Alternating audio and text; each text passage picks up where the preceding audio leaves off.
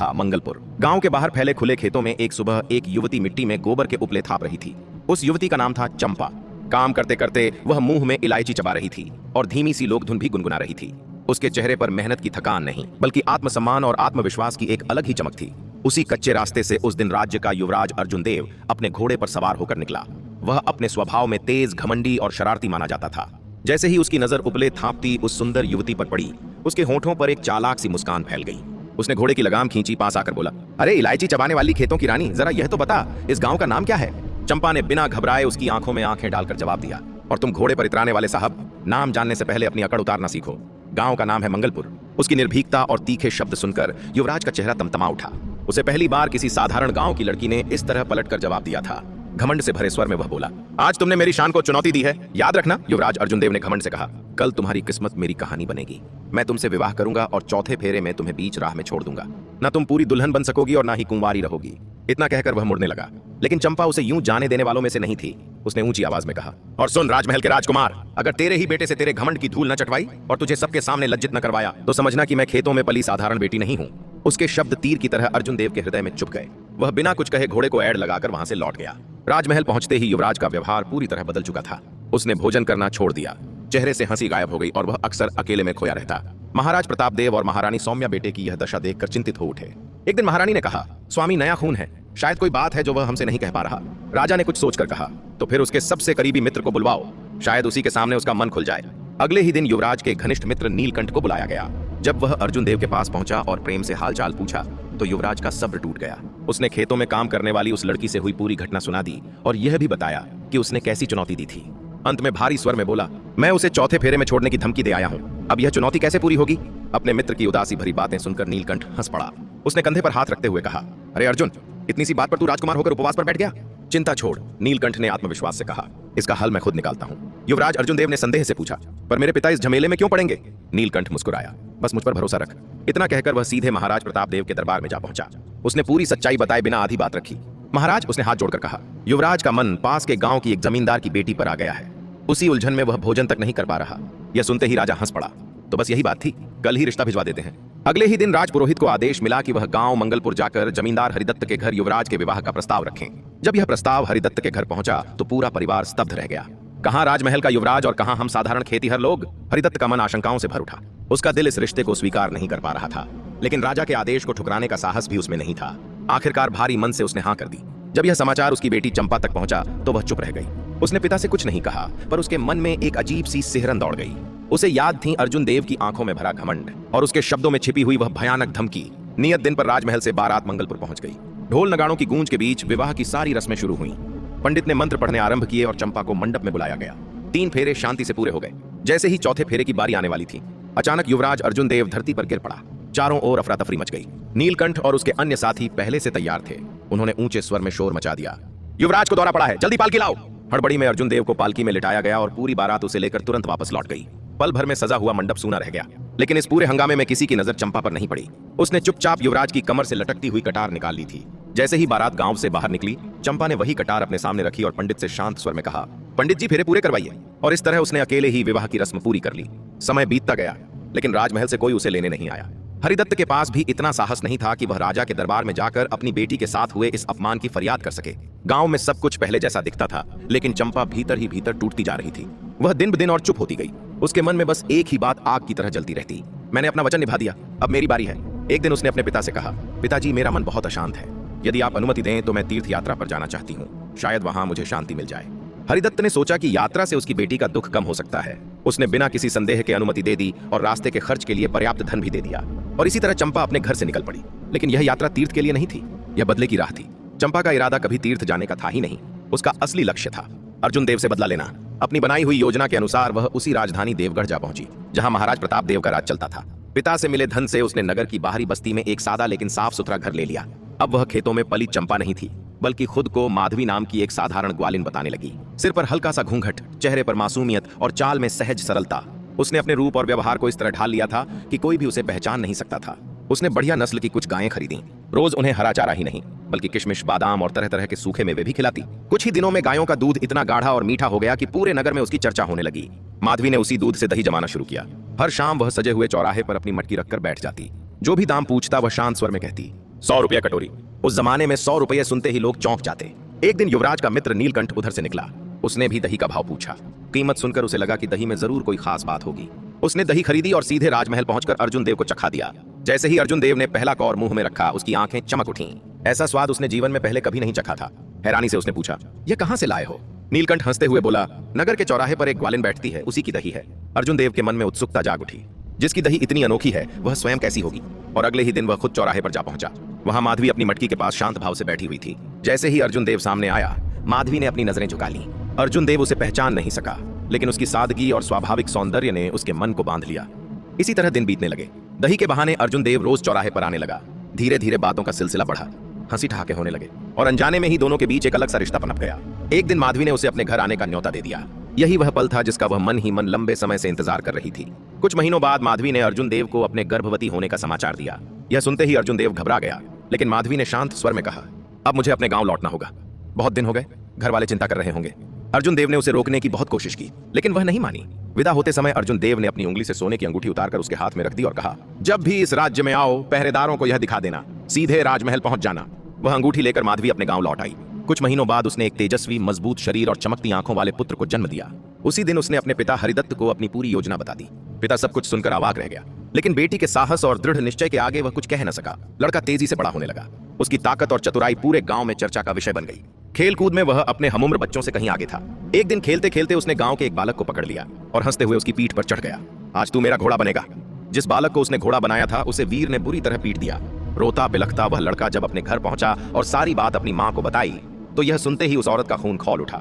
गुस्से से भरी वह सीधी माधवी के घर जा पहुंची और तीखे शब्दों में बरस पड़ी, पता नहीं किस कुल का बच्चा पाला है तूने। पूरे गांव के बच्चों की नाक में दम कर रखा है इसने। जब मन करता है मारता है, जब मन करता है पीट देता है। उसकी कड़वी बातें बाहर खड़े वीर ने सुन ली। उसके भीतर जैसे आग लग गई। औरत के जाते ही वह अपनी मां के सामने आ खड़ा हुआ। आंखों में गुस्सा और आवाज में कपकपी थी।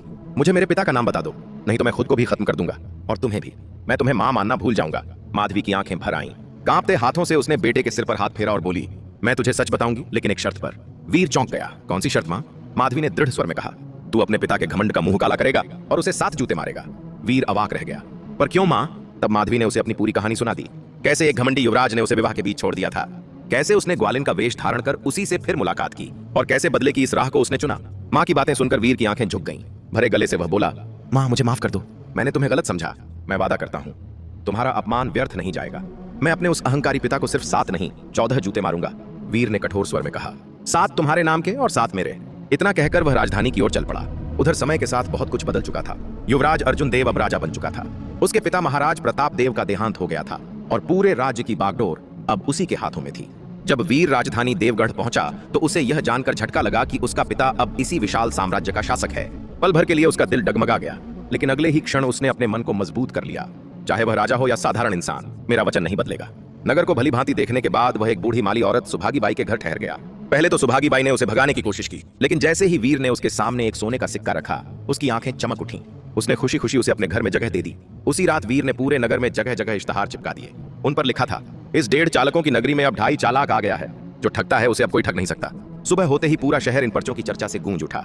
जब यह बात राजा अर्जुन देव के कानों तक पहुंची तो उसका घमंड आहत हो गया। गुस्से में उसने तुरंत ऐलान करवा दिया, जो भी इस 2.5 चालाक को पकड़कर मेरे सामने लाएगा, उसे भारी इनाम दिया जाएगा। इनाम की घोषणा सुनते ही नगर का कोतवाल रुद्रदत्त सीधे दरबार में जा पहुंचा। हाथ जोड़कर उसने कहा, महाराज बस एक मौका दीजिए, मैं उस 2.5 चालाक को आपके चरणों में ला गिराऊंगा। राजा अर्जुन देव ने सिर हिलाकर अनुमति दे दी। उधर वीर, जिसे पूरा नगर अब 2.5 चालाक के नाम से जानने लगा था, यह खबर पहले ही बूढ़ी माली औरत सुभागी बाई से सुन चुका था कि कोतवाल उसे पकड़ने की तैयारी कर रहा है। शाम ढलते ही कोतवाल रुद्रदत्त अपनी टुकड़ी के साथ नगर की गलियों में गश्त पर निकल पड़ा। उसी समय वीर ने फिर एक नया रूप रचा। इस बार वह झुर्रियों से भरे चेहरे और फटे पुराने कपड़ों वाली एक बूढ़ी अम्मा बन गया। वह नगर के मुख्य चौक में जाकर बैठ गया और चक्की से अनाज पीसने लगा। कुछ ही देर में कोतवाल उधर से गुजरा। बूढ़ी अम्मा को देखकर वह रुक गया और रौब से बोला, ए बुढ़िया, इस वक्त यहाँ क्या कर रही है? वीर ने कांपती आवाज में जवाब दिया, हुजूर क्या बताऊं, इस नगर में वही 2.5 चालाक आया है। उसने अपने घोड़े के लिए दाना पिसवाने का काम मुझे सौंपा है। बस उसी की प्रतीक्षा कर रही हूं। इतना सुनते ही कोतवाल की आंखें चमक उठीं। उसने तुरंत कहा, तू हट यहां से, कपड़े उतार और मुझे दे। वीर ने मुस्कान दबाते हुए अपने मैले फटे वस्त्र कोतवाल को थमा दिए और खुद उसके कपड़े पहनकर चुपचाप वहां से निकल गया।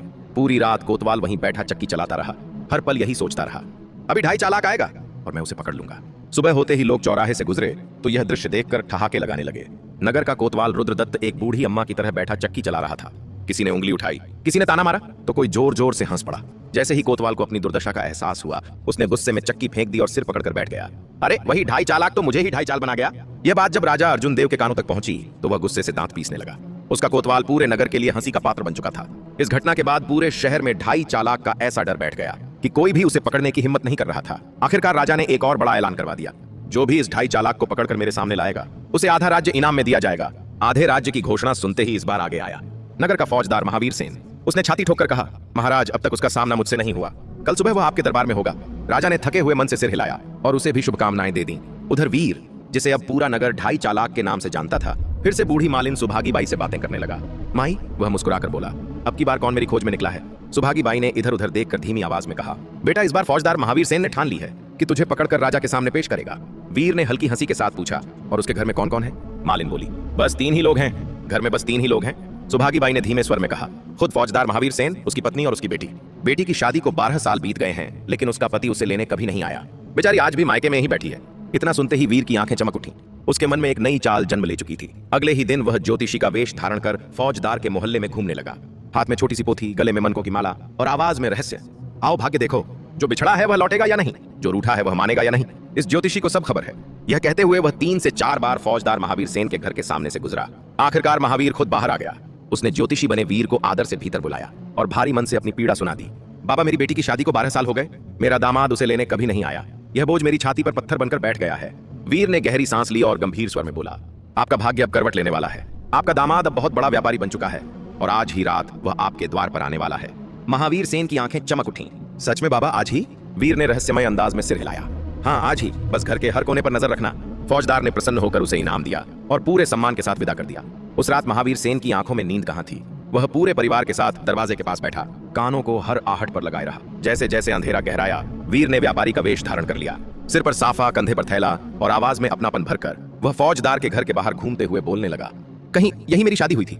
बरसों हो गए, आज रास्ता भटक गया। यह सुनते ही महावीर सेन तुरंत बाहर आया। उसने व्यापारी को ध्यान से देखा, फिर भावुक स्वर में बोला, अरे इतने सालों के बाद कैसे याद रहेगा? आइए, अंदर आइए जमाई जी। वह उसे आदर के साथ घर के भीतर ले गया, अच्छे भोजन का प्रबंध कराया और ऊपर चौबारे में आरामदायक बिस्तर भी लगवाया। मेहमान की सेवा करके महावीर सेन खुद ढाई चालाक की तलाश में नगर की गलियों में निकल पड़ा। आधी रात के सन्नाटे में वीर चुपचाप नीचे उतरा। फौजदार की बेटी गहरी नींद में सो रही थी। वीर ने धीरे से उसे जगाया और हाथ में चाकू दिखाकर फुसफुसाया। एक आवाज भी निकाली तो जान चली जाएगी। डर से कांपती लड़की ने अपने सारे गहने उतार दिए। वीर ने उसे खाट से बांध दिया और उसके मुंह में कपड़ा ठूंस दिया। जाते जाते वह धीमे स्वर में बोला, अपने पिता से कहना, जिसे तू बाहर ढूंढता फिर रहा था, वही तेरा जमाई बनकर तेरे घर आया था। घर में रखा सारा धन समेटकर वह अंधेरे में गायब हो चुका था। सुबह होते ही पूरे घर में हड़कंप मच गया। फौजदार की बेटी बंधी हुई मिली और घर का सारा सामान अस्त व्यस्त था। महावीर सेन सिर पीटकर जमीन पर बैठ गया। हाय राम, मैं खुद ही ढाई चालाक का शिकार बन गया। जब यह खबर राजा अर्जुन देव तक पहुंची तो उसका धैर्य पूरी तरह टूट चुका था। गुस्से में वह गरज उठा, कोई किसी काम का नहीं है, अब मैं खुद उस ढाई चालाक को पकड़ूंगा। उधर वीर ने लूटा हुआ सारा धन बूढ़ी मालिन सुभागी बाई को सौंप दिया और मुस्कुराकर बोला, माई अब बताओ, इस बार मेरी खोज में कौन निकला है? सुभागी बाई ने आंखें फैलाकर कहा, बेटा अब तो खुद महाराज अर्जुन देव ही निकल पड़े हैं। यह सुनते ही वीर के चेहरे पर एक ठंडी संतोष भरी हंसी फैल गई। तो आखिरकार वही दिन आ गया जिसका मुझे शुरू से इंतजार था। रात गहरी हो चुकी थी। राजा अर्जुन देव ने नगर के चारों दरवाजे बंद करवा दिए। आखिरी फाटक पर उसने स्वयं पहरा संभाला और पास ही अपराधियों को जकड़ने वाला लकड़ी का काट रखवा दिया। उधर वीर ने अपनी आखिरी चाल चली। इस बार वह एक अत्यंत सुंदर युवती का रूप धारण कर अंधेरे में आगे बढ़ा। सिर पर घूंघट, हाथों में फूलों और दीपक से सजी पूजा की थाली और चाल में लज्जा का भाव। जब वह राजा के पास से गुजरी तो अर्जुन देव की नजर उस पर टिक गई। उसने आवाज दी, रुको, इतनी रात को तुम कौन हो और कहां जा रही हो? युवती ने सिर झुकाकर उत्तर दिया, मैं फौजदार की बेटी हूं महाराज। राजा ने हैरानी से पूछा, इस समय बाहर क्यों? युवती ने धीमे और दुखी स्वर में कहा, महाराज कल रात वही कुख्यात ढाई चालाक हमारे घर आया था। लूटपाट के साथ उसने मेरा सम्मान भी छीन लिया। अब मैं पास के भैरव मंदिर में अपने आप को फिर से पवित्र करने जा रही हूँ। इतना सुनते ही राजा का मन पसीज गया। राजा अर्जुन देव ने उसे जाने दिया। कुछ देर बाद वही युवती फिर लौट आई। उसने पास रखे लकड़ी के काट की ओर इशारा करते हुए मासूमियत से पूछा, महाराज यह क्या है? राजा ने गर्व से उत्तर दिया, यह अपराधियों को पकड़ने का यंत्र है। आज इसी में उस ढाई चालाक को कसूंगा। युवती ने उत्सुकता जताई, मैंने ऐसा पहले कभी नहीं देखा। क्या आप मुझे दिखाएंगे कि इसमें अपराधी को कैसे बांधा जाता है? राजा हंस पड़ा, तुम्हें इसमें कैसे डालूं?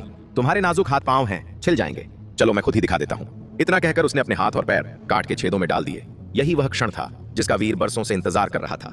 पल भर में उसने काट बंद किया और जोर से ताला जड़ दिया। राजा घबरा गया, अरे यह क्या कर रही हो? मुझे बाहर निकालो।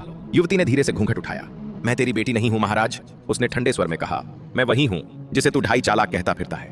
राजा की आंखें फैल गईं। वीर ने अपनी जेब से कालिख निकाली और राजा के चेहरे पर मल दी। फिर उसने एक एक करके 7 जूते मारे। ये मेरी माँ माधवी के नाम के हैं। उसके बाद उसने फिर से 7 जूते लगाए और ये मेरे नाम के। बदला पूरा कर। वीर अंधेरे में गायब हो गया। सुबह हुई तो पूरे नगर में हड़कंप मच चुका था। लोग राजा को काट से बाहर निकाल लाए। उसकी हालत देखकर सब दंग रह गए। लेकिन राजा अर्जुन देव के मन में बस एक ही सवाल गूंज रहा था। राजा अर्जुन देव के मन में वही प्रश्न बार बार गूंजता रहा। उस लड़के ने क्यों कहा 7 मेरी माँ के नाम और 7 मेरे नाम के? अगले ही दिन राजा ने पूरे राज्य में ऐलान करवा दिया, 2.5 चालाक के सभी अपराध क्षमा किए जाते हैं। वह तुरंत दरबार में उपस्थित हो। मैं उसे इनाम देना चाहता हूँ। कुछ ही समय बाद वीर दरबार में पहुंचा। राजा की नजर जैसे ही उस पर पड़ी, वह अवाक रह गया। कुछ पल तक वह बस उसे देखता ही रहा।